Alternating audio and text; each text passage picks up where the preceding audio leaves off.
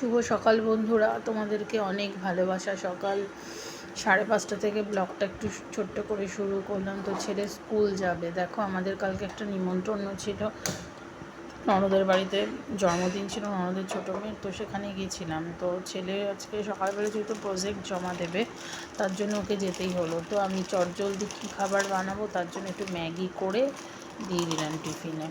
তো বন্ধুরা, বুঝতেই পারছো যে ও আজকে শরীরটা ঠিক নেই, যেহেতু কালকে সারাদিন ওখানে কি মস্তি করেছে, তার জন্য একটুখানি। তো দেখো, আমি এখন ছেলের জন্য এই জামা নিতে যাচ্ছি। আজকে যেহেতু হোয়াইট ড্রেস রয়েছে, ওদের পিটি রয়েছে, তার জন্য আজকে হোয়াইট ড্রেস পরবে।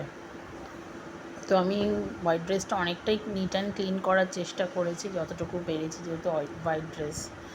আর ওর স্কুলের টাই রয়েছে, প্লাস মোজা, এগুলো তো থাকেই। তো আজকে সেরকম রান্নাবান্না বলে কিছু নেই, তো দিদি সবই খাবার দাবার দিয়ে দিয়েছে।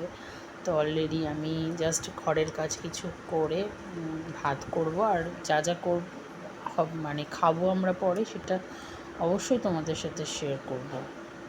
তো দেখো, আমি আবার ম্যাগিটা ছেলের হয়ে গেছে, সরি। তো আমি গ্যাস কমিয়ে দিয়েছিলাম, গ্যাস কমিয়ে ওই ঘরে ছেলেকে ড্রেস ফ্রেস পরিয়ে এসেছি। ম্যাগিটা এবার দেখলাম যে ম্যাগি তো হয়ে যায় কতক্ষণের মধ্যেই। তো ম্যাগিটা এবার আমি ছেলের টিফিন বক্সে ভরে ওকে একটু জল দিয়ে টিফিন দিয়ে এটি আমি দিয়ে দেব, কারণ ও ঠান্ডা হয়ে গেলে ম্যাগি খেতে চায় না। তো কী করবো, আজকে চটজলদি খাবার দিয়ে দিলাম। দেখো, এখন বাসে আমি তুলতে যাচ্ছি।